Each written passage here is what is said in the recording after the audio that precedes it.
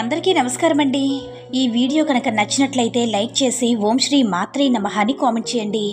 మకర రాశి వారికి 26, 27, 28 తేదీల్లో మీకు జరిగే తెలిస్తే ఖచ్చితంగా ఆశ్చర్యపోతారు. మకర రాశి వారికి నక్క తోక తొక్కినట్లుగా అదృష్టం అనేది పట్టబోతుంది.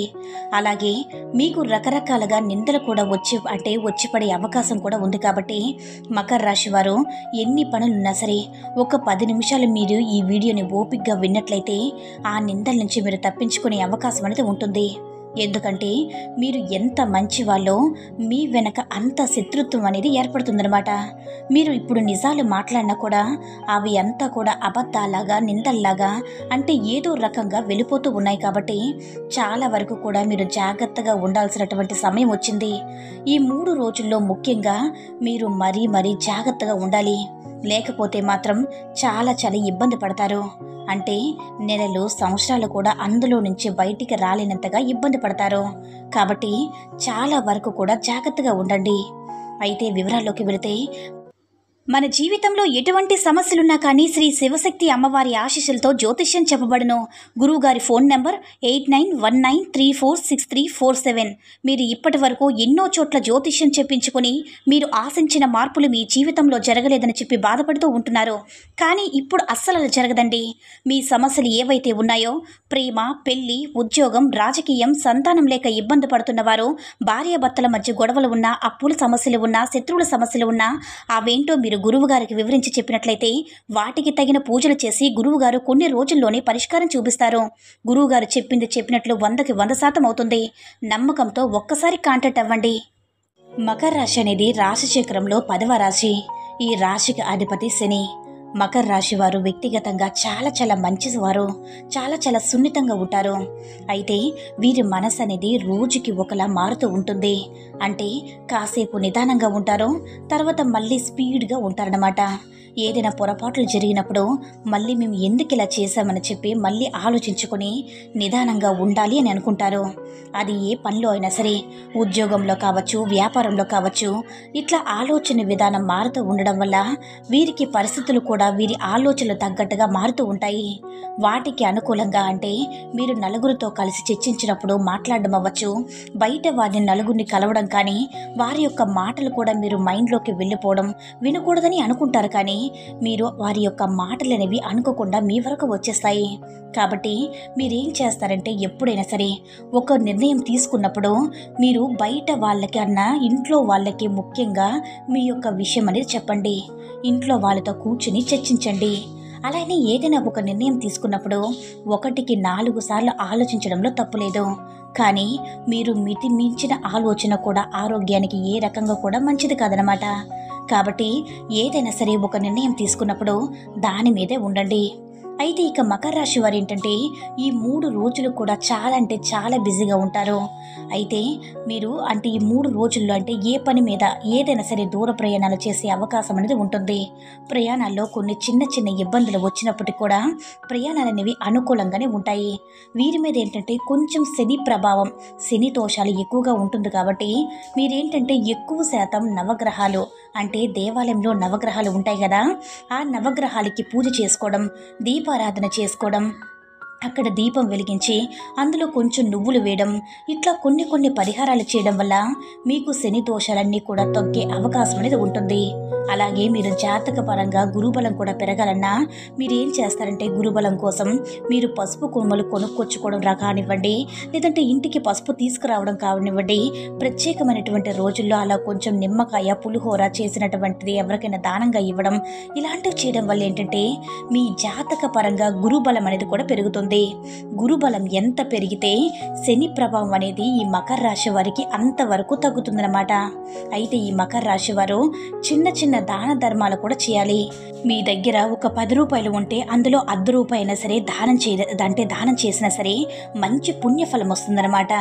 ఇంకా ఈ మకర రాశి వారు ఆవుకి ఏదైనా సరే పచ్చగడ్డి తినిపించడం కానీ, బెల్లం తినిపించడం కానీ, బెల్లం బియ్యం పిండి కలిపి తినిపించడం కానీ, నానబెట్టిన శనగలు కొంచెం బెల్లాన్ని కలిపేసి తినిపించడం పంపించడం ఇలాంటివి చేస్తూ ఉండాలి. ఇలాంటివి చేయడం వల్ల మీరు తెలిసి తెలియక జాతకంలో ఉన్నటువంటి దోషాలు అవ్వచ్చు, లేదంటే తెలిసి తెలియనటువంటి పాపాలు కావచ్చు, గ్రహ అనుకూలత లేకపోవడం, ఇలా ఎలాంటి సమస్యలున్నా కూడా అవన్నీ కూడా మీకు తగ్గి మీకు అనుకూలంగా మారే అవకాశం అనేది ఉంటుందన్నమాట. మీకు గతంతో పోల్చుకున్నట్లయితే ఆర్థిక సమస్యలు మీకు తగ్గాయి.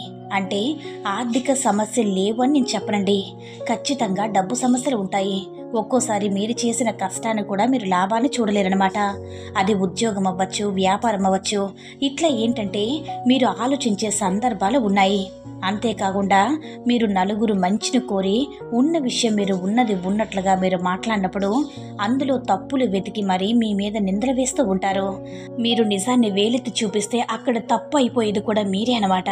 కాబట్టి ఏది ఏమైనా సరే మీ పని మీరు చూసుకుని పక్కకు వెళ్ళిపోండి. ఆ పనుల వల్ల ఏంటంటే ఎవరి వల్ల కూడా మీకు ఇబ్బందులు ఉన్నప్పటికీ కూడా దైవం చూసుకున్నప్పుడు ప్రతిదీ కూడా దైవం అన్నీ కూడా గమనిస్తూ ఉంటుంది. మనుషులు ఏంటంటే ఓర్పు అనేది తట్టుకోలేనప్పుడు ఒక్కోసారి శక్తికి అంటే వారి శక్తి కూడా సన్నగిల్లిపోయినప్పుడు ఏంటంటే ఎంత చేసినా సరే ఏదనుకున్నా సరే జరగవన్నమాట. ఈ రోజుల్లో జనం ఎలా ఉన్నారంటే ఆఖరికి ఇంట్లో వాళ్ళతో సహా మనం బాధల్లో ఉంటే అందులో కూడా రకరకాలు వెతికి మరి అంటే మనం ఏదైతే వద్దంటామో ఆ పని చేసి చూపిస్తారనమాట. అంటే మనల్ని ఇంకా ఇంకా బాధ పెడుతూ ఉంటారు. ఒక పని వద్దు అని చెప్పినప్పుడు అదే పని మళ్ళీ మళ్ళీ చేసి చూపిస్తారు. కాబట్టి ఎవరి కర్మ వారే వచ్చినప్పుడు అనుభవించాల్సి ఉంటుంది. కాబట్టి మీరు ఎవరితో కూడా వాదనకి దిగవద్దు. మీరు ఎవరికి కూడా మీరేంటో రుజువు అంటే మీరేంటో నిరూపించుకోవాల్సిన పని లేదు. కాబట్టి మీరేం చేస్తారంటే ఎవరితో కూడా వాదనకి అస్సలు దిగవద్దు. ఏ నిందల పడినా ఎన్ని రకాలుగా చెప్పుకున్నా ఎన్ని రకాలుగా చేసుకున్నా సరే మీ బాధని ఎవరు కూడా అర్థం చేసుకునే వాళ్ళు లేకపోయినా సరే మీరేం చేస్తారంటే ఒక్కొక్కసారి ఇళ్లలో వాళ్ళే మన బాధను అర్థం చేసుకోరండి. అలాంటప్పుడు బయట వాళ్ళు అర్థం చేసుకోవాలనుకోవడం కూడా అది అవివేకం కదా. అలా ఇళ్లలో వాళ్ళే మనకు శత్రువులుగా మారుతూ ఉంటారు. మనల్ని ఎప్పుడు కూడా దెప్పు పొడుస్తూ ఉంటారు. మనం ఎంత బాధలో ఉన్నా సరే ఎన్ని బాధలు పడుతున్నా సరే సుఖాలను వెతికి వెతికి వెతికి మరి అంటే ఎలా ఉంటున్నారంటే సంతోషంగా ఉన్న వాళ్ళని ఏంటంటే ఏమి కూడా ఉండరనమాట. వాళ్ళపైన దృష్టి కూడా ఉండదు. బాధల్లో ఉన్నవాడిని ఇంకా ఇంకా పొడిచి పొడిచి పొడిచి పొడిచి చంపుతూ ఉంటారనమాట. అయితే వాళ్ళ బాధకి వాళ్ళు ఏంటంటే శక్తి లేనితనం అంటే వీళ్ళకి ఏంటంటే కావాలని చేస్తారన్నమాట. అలాంటి వారిని ఎవరైనా సరే భగవంతుడి దగ్గర నుంచి అయితే శిక్ష అయితే తప్పించుకోలేరు.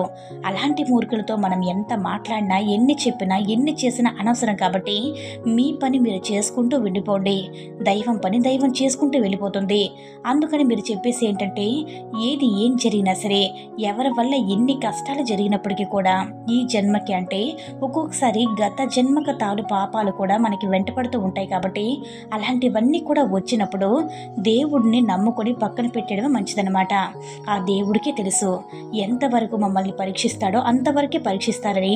మీరు ఇప్పుడు చేయాల్సింది ఏంటంటే ఓర్పు సహనంగా ఉండాలన్నమాట. ఎంత బాధలో ఉన్నా సరే మీలోని మీరే కూర్చొని ఏడవండి. కానీ ఎవరి దగ్గర కూడా ఏడవద్దు. ఎవరి దగ్గరని ఏడిస్తే సంతోషపడే జనాలు ఉన్నారు. కాబట్టి ఇప్పుడు జనాలు మామూలుగా లేరండి. కాబట్టి జనంతో మాత్రం చాలా వరకు కూడా జాగ్రత్తగా ఉండండి. ఇక భార్యాభర్తలు ఒకరికొకరు ప్రేమాభిమానాలతో గౌరవంగా ఉండండి. అంతకు మించి ఇంకేం చెప్పాలి అంటే పిల్లలను పెంచడం వరకే మన బాధ్యత. కానీ పిల్లలను కూడా నమ్మద్దు. అలాగే తల్లిదండ్రులు కూడా ఎంతవరకు అంటే అంతవరకే. జీవితానికి భార్యకి భర్త తోడు, భర్తకి భార్య తోడు.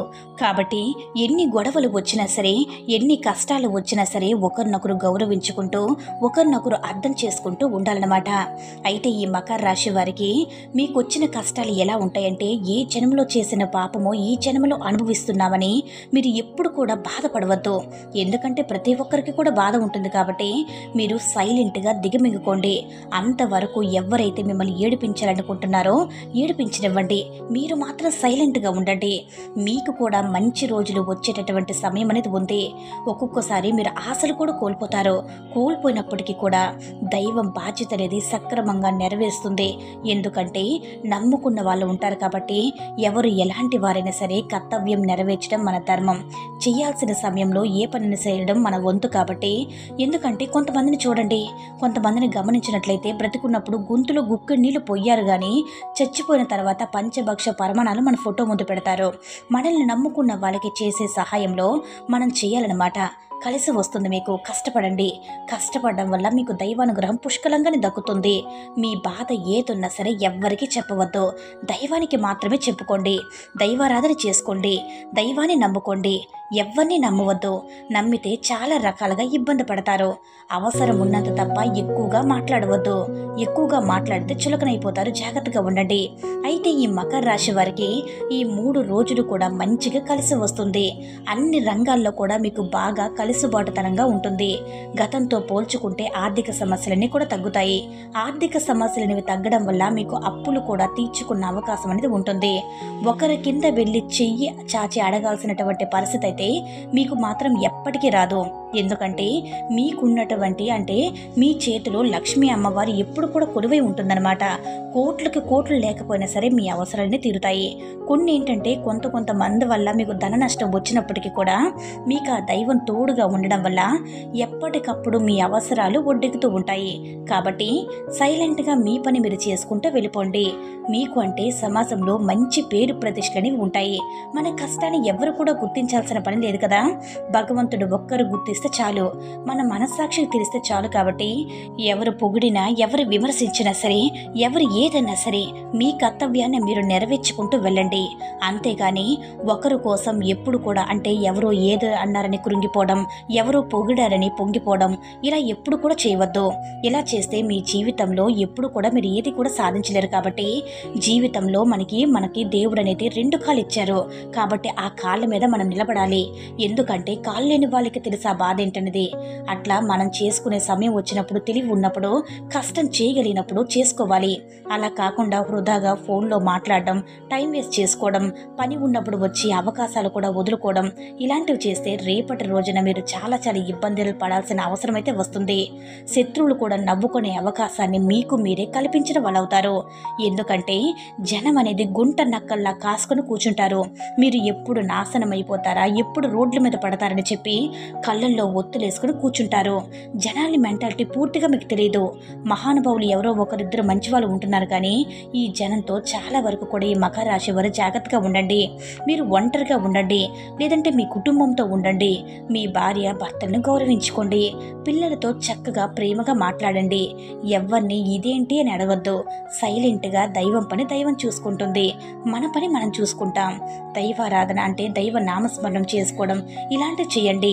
సోమవారం శివాలయానికి వెళ్ళడం, ఇంట్లో శుక్రవారం పూట లక్ష్మీ అమ్మవారికి పూజ చేసుకోవడం, లక్ష్మీ స్తోత్రం చదువుకోవడం, ప్రత్యేకంగా దీపారాధన చేసినప్పుడు మీరు దీపంలో 2 లవంగాలు వేసి దీపం వెలిగించడం ఇలా మీకు చేస్తే బాగా అంటే చాలా బాగా కలిసి వస్తుందన్నమాట.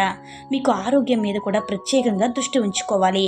అలాగే మీకు తెలిసిన మకర రాశి మిత్రులు ఎవరైనా ఉంటే వారికి కూడా షేర్ చేస్తే మీకు మంచిగా హెల్ప్ అవుతుంది. ఈ వీడియో కనుక నచ్చినట్లయితే లైక్ చేసి షేర్ చేయండి. మరిన్ని వీడియోస్ కోసం మన ఛానల్ని సబ్స్క్రైబ్ చేసుకుని మాకు కొంచెం సపోర్ట్ చేయండి. ధన్యవాదములు.